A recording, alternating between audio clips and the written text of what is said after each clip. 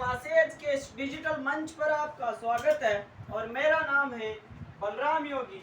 और पिछली क्लास में मैंने आपको आमेर के इतिहास के बारे में बताया था और अपन जयपुर के इतिहास से संबंधित कुछ महत्वपूर्ण चर्चा कर रहे थे। तो आज अपन उसी श्रृंखला में आगे बढ़ते हुए उन्हीं सवाई जयसिंह के बारे में चर्चा करने वाले हैं जिनको आमेर का चाणक्य कहते हैं। और पिछली क्लास में मैंने आपको बताया था कि सवाई जयसिंह द्वितीय को आमेर का चाणक्य भी कहा जाता है और 18 नवंबर 1727 को जो सवाई जयसिंह द्वितीय था इसके द्वारा बंगाली ब्राह्मण विद्याधर भट्टाचार्य की सहायता से जयपुर को पहली बार बसाया गया था। और जयपुरी संपूर्ण भारत का एकमात्र ऐसा शहर माना जाता है जिसको नक्शों के आधार पर बसाया गया था। और मैंने आपको ये भी बताया था कि जयपुर को बसाने के बाद में जो सवाई जयसिंह द्वितीय के जो मंत्रीगण आते हैं उनके द्वारा उनको ये सुझाव दिया गया कि आपने एक समतल स्थान पर अपना जो राज्य है, शहर है, वो तो बसाया है, लेकिन इसकी सुरक्षा के लिए भी अपन को कड़े प्रावधान करने चाहिए। इसी वजह से सवाई जयसिंह द्वितीय द्वारा नारगढ़ दुर्ग, जिसको अपन सुदर्शनगढ़ दुर्ग भी कहते हैं, जिसको उपनामों में देखें तो जयपुर का पहरेदार कहा जाता है, उस नारगढ़ या सुदर्शनगढ़ दुर्ग का निर्माण करवाया गया था। तो आज अपन उसी श्रृंखला में आगे बढ़ते हुए आगे की चर्चा करने वाले हैं। तो आप लोग ज्यादा से ज्यादा इस चैनल को सब्सक्राइब करें और अपने दोस्तों के साथ में शेयर करें और आने वाली प्रतियोगी परीक्षाओं के लिए आप अपने आप को प्रिपेयर्ड रखें। तो करते हैं आज के सेशन की शुरुआत। तो शासक कौन? सवाई जयसिंह द्वितीय। जयसिंह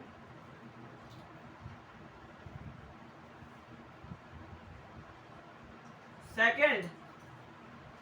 तो मैं आपको पहले वैसे बता भी चुका हूं देवारी समझौते के बारे में, लेकिन एक बार फिर मैं आपको बताता हूं देवारी समझौता। देवारी समझौता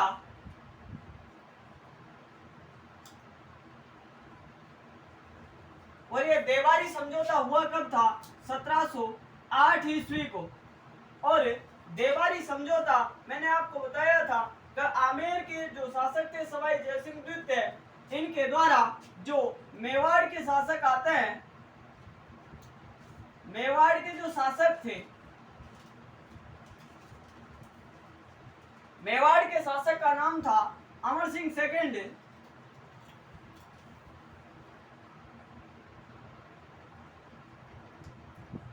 अमर सिंह द्वितीय अर्थात अमर सिंह सेकंड।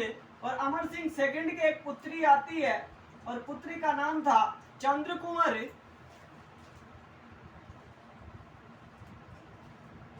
चंद्रकुंवर यानी सवाई जयसिंह द्वितीय के द्वारा देवारी समझौता 1708 के तहत मेवाड़ के शासक अमर सिंह सेकंड की पुत्री चंद्रकुंवर के साथ में सवाई जयसिंह की क्या हो जाती है? शादी। ये बात मैं पहले आपको बता चुका हूं। और शादी के पश्चात सवाई जयसिंह द्वितीय और इस चंद्रकुंवर के एक पुत्र पैदा हुआ और पुत्र का नाम था माधो सिंह फर्स्ट। पुत्र का नाम क्या था? माधो सिंह। माधो सिंह अर्थात सवाई जयसिंह द्वितीय और चंद्रकुंवर, इन दोनों के एक पुत्र पैदा हुआ और पुत्र का नाम था माधो सिंह सेकंड। और ये जो देवारी समझौता था, इस देवारी समझौते में जो अमर सिंह द्वितीय थे, इन अमर सिंह द्वितीय के द्वारा स्पष्ट ये कहा गया था कि सवाई जयसिंह द्वितीय, मैं अपना सपोर्ट और अपनी पुत्री का विवाह तेरे साथ में तो करवा रहा हूं, लेकिन अगर आपके और मेरी बहन के जो पुत्र पैदा होगा, जो संतान पैदा होगी, वही आमेर की अगली शासक बनेगी। अब देवारी समझौते के अनुसार अगर देखा जाए तो सवाई जयसिंह द्वितीय का अगला उत्तराधिकारी कौन बनेगा? माधो सिंह। लेकिन आपको ये पता भी होगा कि अपन किसी भी शासक को देखें तो सभी शासकों के लगभग एक से ज्यादा रानियां हुआ करती थी। तो इस सवाई जयसिंह का टांका भी किसी दूसरी जगह पे भिड़ा हुआ था, तो मैं उसके बारे में भी आपको बताता हूँ। तो एक रियासत आती है और रियासत की अगर अपन बात करें तो जो रियासत आती है उस रियासत का नाम था राघवगढ़। और राघवगढ़ कहाँ पे पड़ता है? मध्य प्रदेश में। तो उस राघवगढ़ की एक खींची राजकुमारी आती है सुखकंवर। तो होता क्या है एक रियासत पड़ती है, कौन सी? राघवगढ़। राघवगढ़ रियासत। और ये राघवगढ़ रियासत कहाँ पे पड़ती है? एमपी में, अर्थात मध्य प्रदेश में। कौन सी रियासत पड़ती है? राघवगढ़ रियासत। और इस राघवगढ़ रियासत की एक खींची राजकुमारी आती है, खींची राजकुमारी। और खींची राजकुमारी का नाम था सुखकंवर।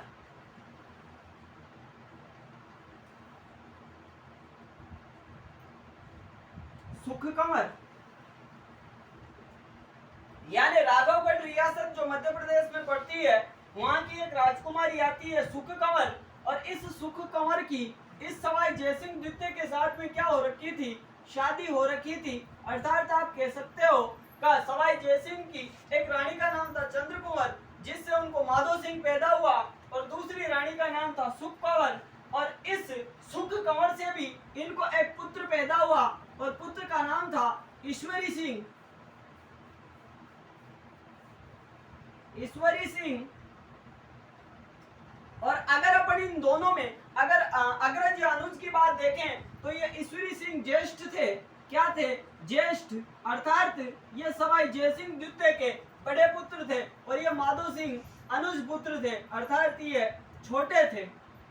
अब देवारी समझौता इस बात को कहता कि जयपुर का अगला राजा किसको बनना चाहिए था? माधो सिंह को। लेकिन ये सवाई जयसिंह अपनी राघवगढ़ रियासत की जो राजकुमारी खींची राजकुमारी जो सुखकंवर आती है, उस सुखकंवर के पुत्र ईश्वरी सिंह को ये शासक बनाना चाहते थे, क्योंकि ये ईश्वरी सिंह ज्येष्ठ पुत्र थे।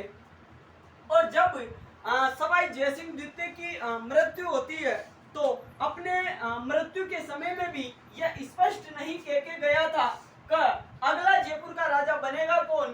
तो इन दोनों भाइयों में माधो सिंह ये कहता कि देवारी समझौते के अनुसार मैं अगला राजा बनूंगा, और ईश्वरी सिंह इस बात को कहता कि मैं सवाई जयसिंह द्वितीय का ज्येष्ठ पुत्र हूँ, बड़ा पुत्र हूँ, तो राजा मेरे को बनना चाहिए। तो इस वजह से इन दोनों माधो सिंह और ईश्वरी सिंह के बीच में कौन सा युद्ध होता है? उत्तराधिकार का युद्ध होता है। कौन सा?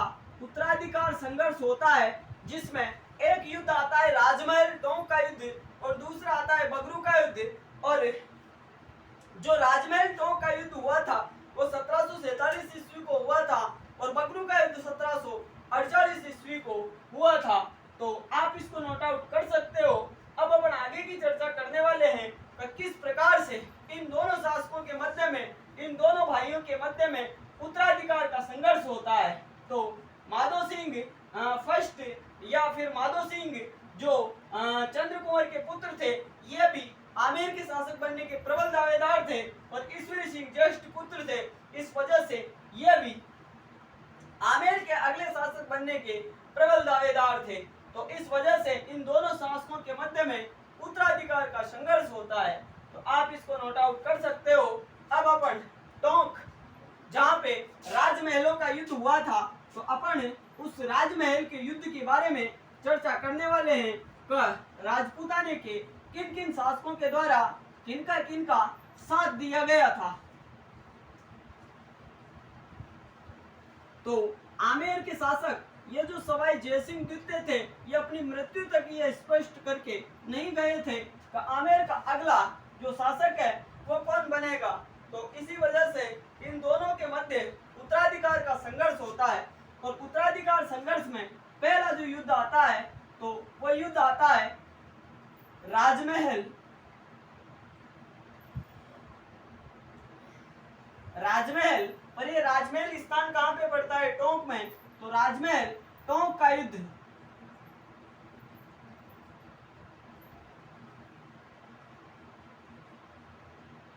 और युद्ध कब हुआ? 1747 को। 1747 ईस्वी को राजमहल टोंक का युद्ध हुआ। और कहां पे हुआ था? टोंक में। और वही कौन? दो भाई, एक तरफ ईश्वरी सिंह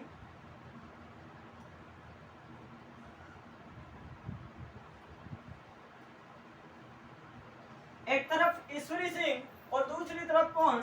माधो सिंह।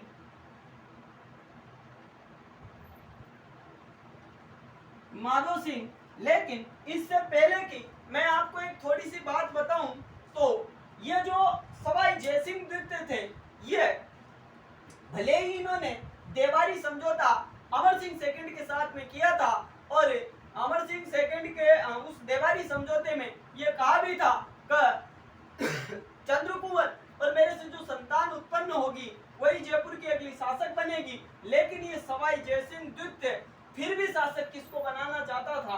ईश्वरी सिंह को, जो राघवगढ़ की राजकुमारी सुख कंवर का पुत्र था और ज्येष्ठ पुत्र था। तो सवाई जयसिंह द्वितीय शासक किसको बनाना चाहता था? ईश्वरी सिंह को। लेकिन इन दोनों के मध्य में उत्तराधिकार का संघर्ष होता है और पहला युद्ध होता है राजमहल टोंक का युद्ध, जो 1747 ईस्वी को हुआ था। अब पहले मैंने आपको सवाई जयसिंह द्वितीय के विजय अभियानों में यह बताया था कि सवाई जयसिंह द्वितीय के द्वारा जो बदन सिंह था, जिसको भरतपुर का शासक बनाया गया था, तो इस युद्ध में जो ईश्वरी सिंह का प्रतिनिधि रहेगा उसका साथ कौन देंगे?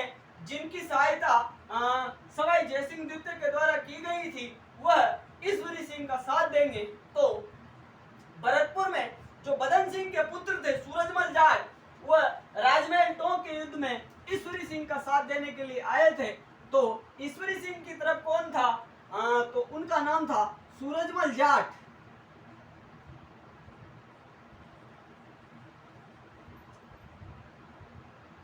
क्योंकि सूरजमल जाट के जो पिता थे बदन सिंह, उनको शासक बनने में उनकी सहायता किसके द्वारा की गई थी? सवाई जयसिंह द्वितीय के द्वारा उनकी सहायता की गई थी। तो सूरजमल जाट किसकी तरफ से आए? ईश्वरी सिंह की तरफ से आए थे। आगे बात करें अपन माधो सिंह की, तो माधो सिंह मेवाड़ वालों का क्या लगता था? भांजा लगता था।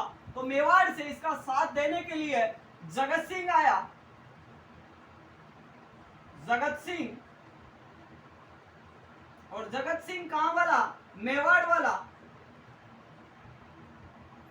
आगे अगर अपन बात करें तो सवाई जयसिंह द्वितीय ने जो बूंदी में जो उत्तराधिकार का संघर्ष हुआ था उमेद सिंह हाड़ा और जो सालिम सिंह हाड़ा का जो पुत्र आता है दलेल सिंह, उसके बीच में, तो ये जो सवाई जयसिंह था, ये दलेल सिंह को अपना ये बनवाना चाहता था। लेकिन ईश्वरी सिंह की तरफ जो ईश्वरी सिंह थे, ये सवाई जयसिंह द्वितीय के प्रतिनिधि थे। तो ईश्वरी सिंह के विरोध में कौन आ गया? तो इनके विरोध में आ गया उमेद सिंह हाड़ा। उमेद सिंह हाड़ा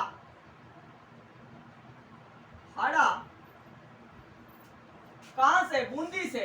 क्योंकि यह जो सवाई जयसिंह द्वितीय था, इसके द्वारा किसका साथ दिया गया था? दयाल सिंह का साथ दिया गया था। लेकिन फिर बूंदी का शासक कौन बन गया था? उमेद सिंह हाड़ा। तो बूंदी से कौन आया? उमेद सिंह हाड़ा। बात करें अपन कोटा की, तो कोटा के शासक कौन थे? दुर्जन साल।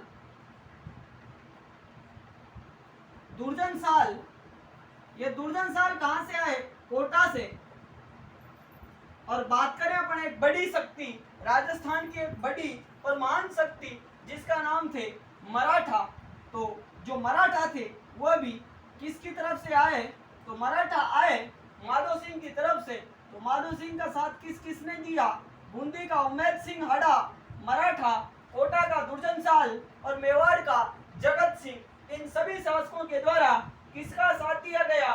माधो सिंह का साथ दिया गया था। लेकिन अगर युद्ध के परिणाम की बात करें अपन,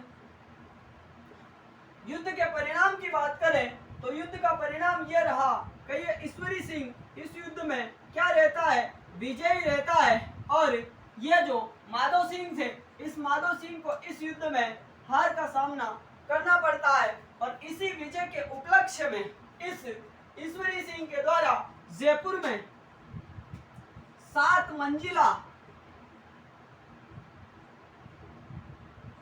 सरगासूली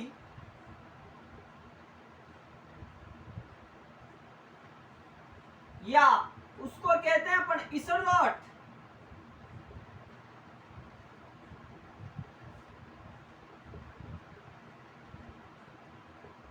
निर्माण करवाया। तो एक बार फिर मैं आपको बताता हूं, राजमहल टोंक का युद्ध 1747, एक तरफ ईश्वरी सिंह का साथ दिया सूरजमल जाट ने, जो शासक कहा भरतपुर के। इधर माधो सिंह की बात करें तो माधो सिंह का साथ मेवाड़ के जगत सिंह, बूंदी के उमेद सिंह, कोटा के दुर्जनसाल और मराठों के द्वारा इसका साथ दिया गया था किसका, माधो सिंह का। लेकिन युद्ध का परिणाम यह रहा कि ईश्वरी सिंह इस युद्ध में विजयी रहे और ये जो माधो सिंह थे, इन माधो सिंह को इस युद्ध में हार का सामना करना पड़ा था। फिर जैसे ईश्वरी सिंह इस युद्ध में विजयी रहे तो ईश्वरी सिंह के द्वारा जयपुर में 7 मंजिला सरगासूली या इसरलॉट का निर्माण करवाया गया। और बाद में अगला जो युद्ध होता है बगरू का युद्ध 1748 में, तो उस युद्ध में ईश्वरी सिंह की हार हो जाती है और ये माधो सिंह विजयी रहता है। और मराठों के द्वारा युद्ध हर जाने को लेकर ईश्वरी सिंह के ऊपर दबाव डाला जाता है और ईश्वरी सिंह इसी सरगासूली या इसरलॉट से कूदकर आत्महत्या कर लेता है।